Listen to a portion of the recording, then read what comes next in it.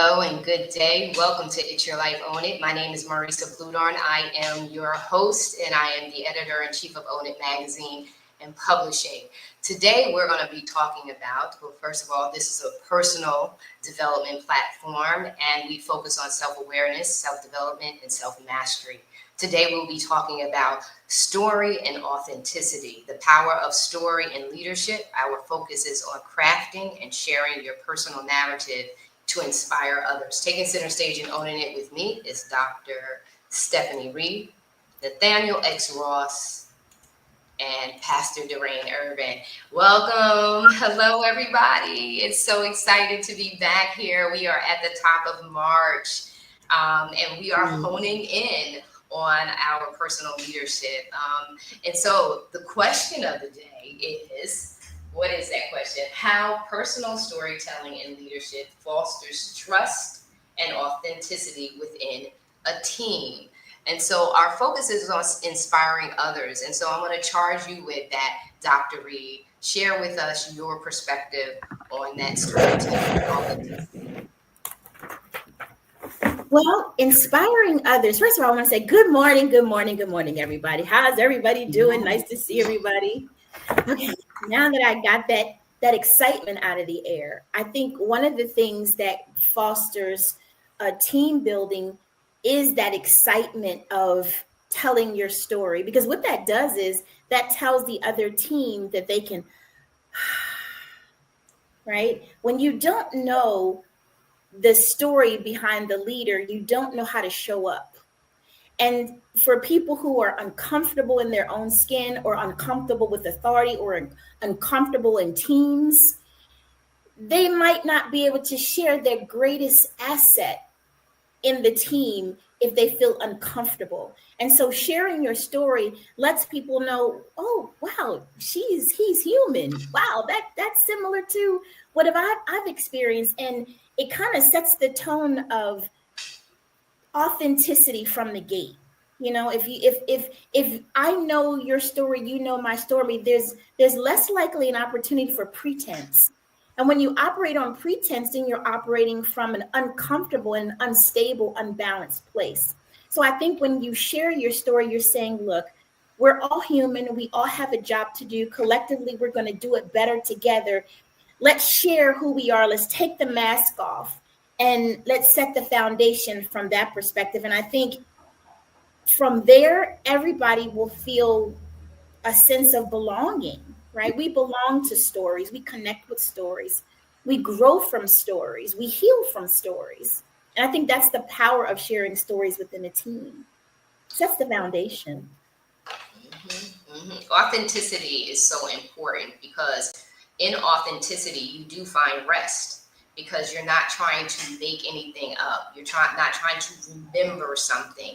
It is from a true, authentic place. And so I'm going to move over. And it's also, too, what room you're in, right? Are you at the lead of the room? And are you inspiring the masses? Or are you having a one-on-one conversation and being authentic and sharing?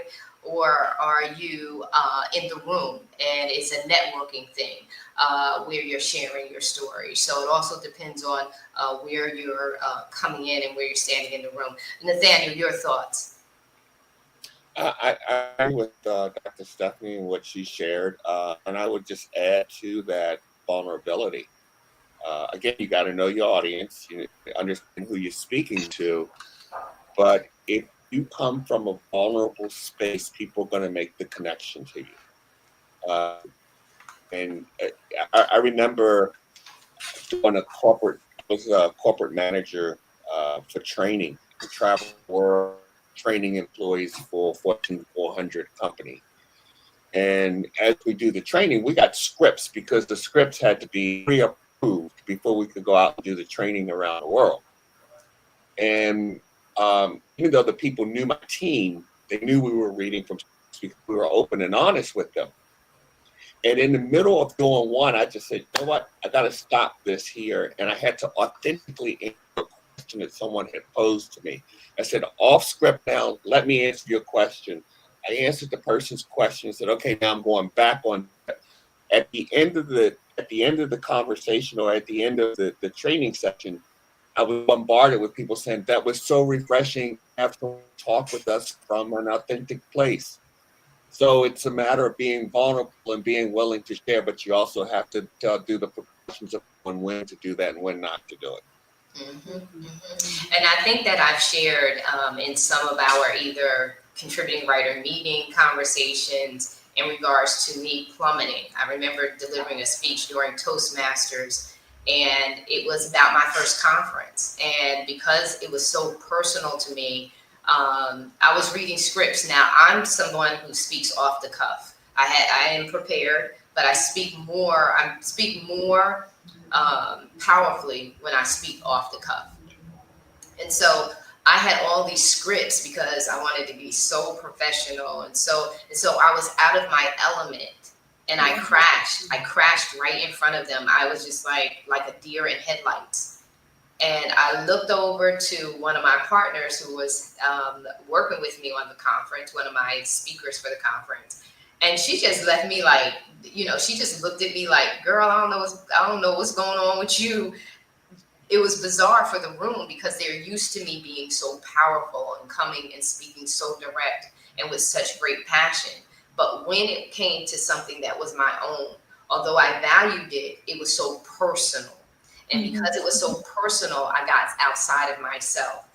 Well, I looked at her and I said to her, I wish I could just sit down. I leaned in just like this. I said, I wish I could just sit down, but I couldn't.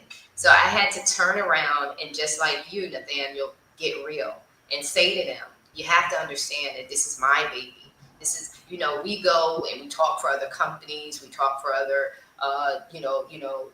organizations and things like that. And we could do that well. But when it comes to our own, there's something that happens to us that it's not that we devalue what we're offering. It's just so personal to us, and we're so overwhelmed with having the audacity and the tenacity to just go out and do this thing. And so I had to get real with them. And when I got real with them and real with myself, I got back in alignment right in front of this audience. And it goes to show, and afterwards, Vince, one of my fellow Toastmasters, Northeast Philly, came to me. He said, Marisa, people don't come back. When they're doing public speaking like that, if they crash like that, they normally pivot left and just exit the stage. He said, so it took a lot for you to come back up and be real.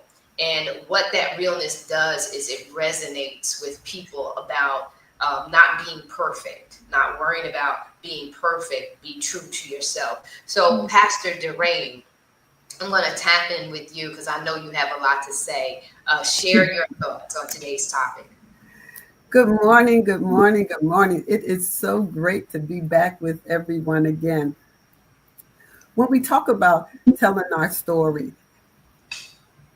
for me, I try not to use scripts unless it's absolutely mandated by someone else, because like you, it's coming from my heart. So it's better when it is off the cuff. Now, of course, I have notes that I study from, but when I come in front of people, I'm more comfortable if I'm just sharing from knowledge and from my heart and from my experiences. When I tell stories, for example, when I'm speaking to teachers, they could relate more to me because I would start most of the time with a negative experience, but then I brought it around to how from that failure, I learned from it and it allowed me to grow. And so in sharing that, just like you said, Dr. Reed, they're like, oh, wait, she's human. She makes mistakes. Absolutely. But the most important thing about making a mistake is that you learn from it so you don't keep repeating that same mistake. So when I do tell stories, I don't tell all the pie in the sky and I'm in my promised land. No, I've been on the mountaintop, but I also tell and share when I've been in the valley. The same thing when I minister, whether it's the pastors, elders, ministers, or lay people. I'm real. I don't have a mask. Well, maybe I do have a mask, but I don't wear it that often because I want people to see the genuineness. And I think that's why when Christ walked the earth, so many people related to him because he was honest and they could see the purity of his heart. And that's what I want people to see when I'm speaking to them. I want them to see that we're going somewhere. I'm trying to take you on this journey with me. As the book says, going from good to great. Well, let's go from great to greater and greater to the greatest. But through our storytelling, it motivates people. It encourages people. It says, if she can do it, I can do it too, because God is not a respecter of person. Just like she crashed and burned, I've crashed and burned, but guess what? I can get up, dust myself off, and I ain't going to look like what I've been through, and I ain't going to smell like smoke, even though I walk through the fire. And I think it's important that we let people know it's okay to fail. That is how we grow. But if we never tell those stories, they don't see us as real, and they will spot a fake in a minute, like a fake $100 bill. Yeah. Yeah, you're so right. That's so good. Being transparent, being authentic, as Nathaniel said, being vulnerable, it creates that connectivity. And you guys will always hear me talk about high performance teams, is because, that's just me as the CEO and the editor-in-chief of Own It Magazine and Publishing. I love transparency. Some people say that's TMI, too much information. No, it's not, because we need to talk. When someone is going through, you need to be able to know that they're going through something or that they experience different things. It will help you to connect with them in a deeper and more profound way, in the sense that I know that Stephanie went through this. Not that you're going to coddle anything, but you're going to make sure that you're aware and you're sensitive to some of the things that you say. It's just like diversity. It's so important for us to know the differences in our cultures. Like you said, Pastor Durain, when we were backstage about going to Hawaii and feeling so welcome there. Well, you know that that's the culture. So when you come, you're going to come with expectations for everyone to be open and to be ready to talk to you and share their stories and feel like you're at home again. That's going to be so. Doing this, sharing stories and telling stories for inspiration is critically important for us to have lifelong impact, because people are always going to refer back to your story.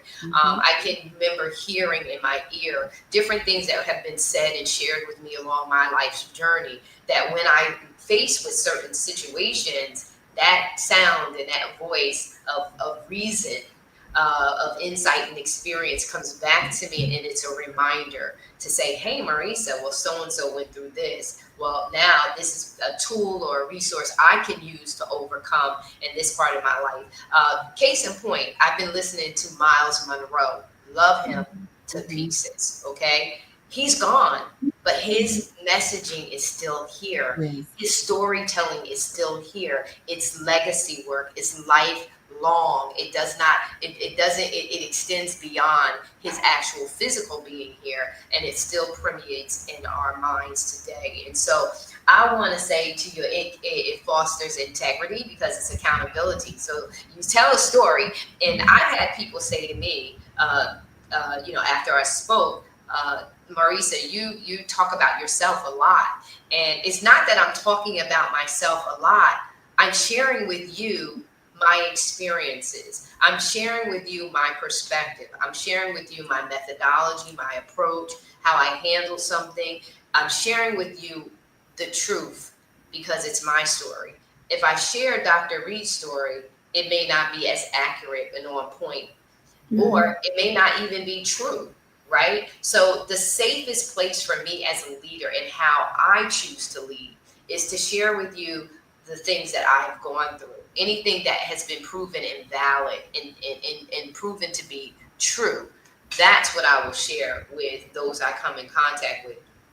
And this study right here just really shares the importance of leaders just being truly authentic, right? And keeping it real with people so that people have realistic goals. So it fosters integrity because there's accountability. It influences commitment, right? Because when people connect with you deeply, now they're more committed to you. right? Mhm. And so this is what you want to do with those people you influence. And this mindset and this approach can be used in just your at work, with your teams that you have at work, if you're in a position of formal position of leadership, and even if you don't have a formal position of leadership, understand that you can use this approach to just influencing your own teammates, right? So if you're not the leader, you can use this approach and this mindset to influence others on your team for the greater good, right? So commitment, collaboration. Now I want to work with you because I know you, right? Adaptability, because now we know that nobody's perfect. We all make mistakes, but we can bounce back.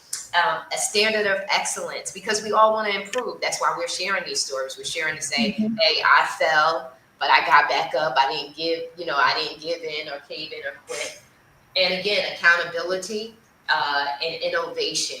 It fosters creativity, because now that someone hears you, they connect with you, now they can dismantle. Now the mask can come off because they know it's a safe place for them.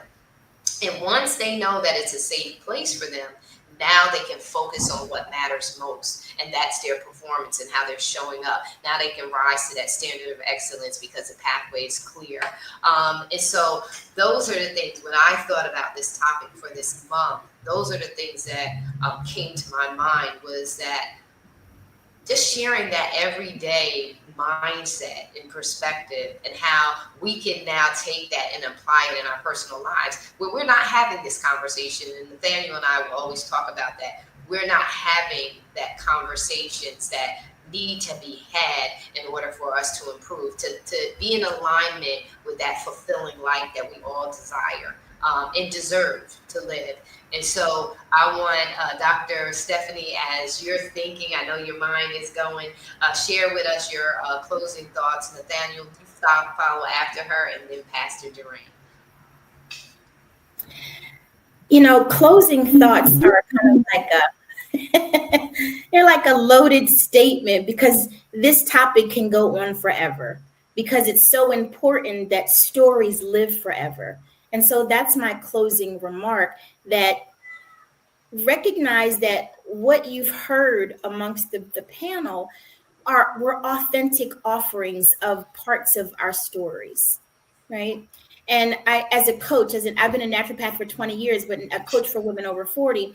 And one of the things that I find myself saying quite often when I hear a woman's story, I go, wow, I've experienced that, or I've experienced something similar. And they go, really? You too? And I go, girl, yeah, me too. And then that creates this cohesion of willingness to move forward, to move the needle forward. As Dr. Durain says, go from better to best, and then bestest and betterer. You didn't say that, but I know what you meant. And we can do that when we share those stories, because they do resonate like a bell sometimes in our subconscious, to keep us moving forward. When we've heard that story, that gives us that clarity that we can, yeah, I can too. She did it, I can too. I'm inspired by that. I'm moved by that. And so these stories should ring like a bell in your spirit at the right moment when you need it. And that's why they're important, because that's when you remember them. When you're going through something, you go, oh, such and such told me about that. Okay. And then you can settle into, okay, this is just part of my journey. I can win still, even in the midst of this, because I heard that powerful story. So that's my last statement. Yeah, for this segment, Nathaniel. Well, I wrote. My brain was going as everyone's talking, and I wrote down two things. And first thing is energy. If you're going to get up, everybody thinks that they're a speaker, and everybody has they create their own platforms on social media and get out there and think that they're a leader, et cetera, so forth. And when people speak, you can feel the energy or the lack thereof of energy in their speaking and presentations. But the tricky part about it is the second part that I wrote down was discernment. because there are some people who can speak very well and create the energy that's going to make you feel good and make it memorable, but the substance is no good. And we have people who have the substance that may not be as articulate or as energetic or as empowering as the people who are kind of just putting it out there and you're feeling good about it.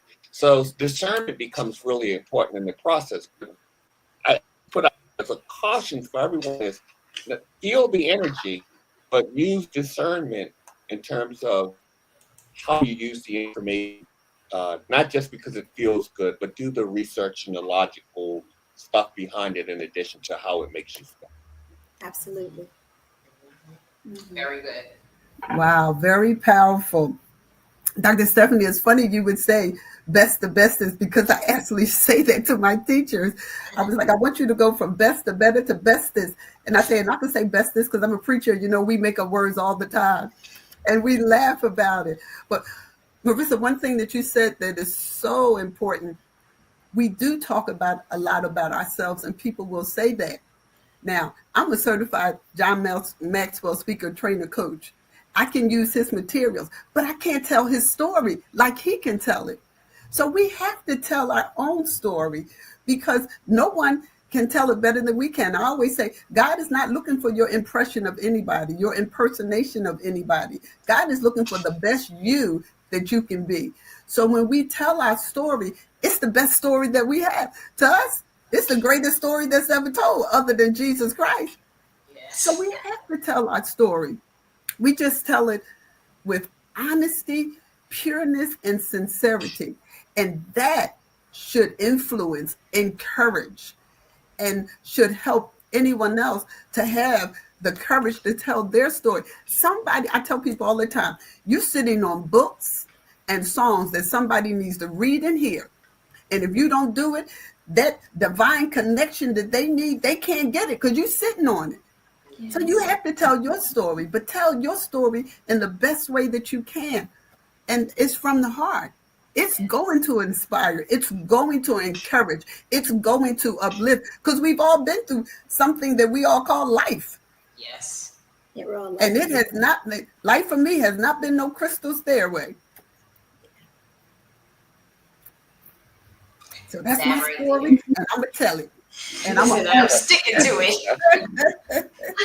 I know that's the truth. And so my charge to the audience would be open to receive and check your heart when you're in the receiving position and someone is genuinely pouring out into you nuggets of wisdom, tools, resources that they have learned along the way.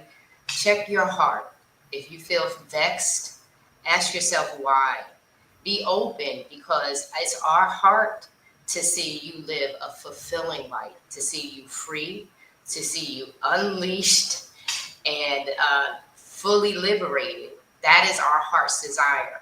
And sometimes when someone is sharing an authentic story, there is a stirring up of jealousy, envy.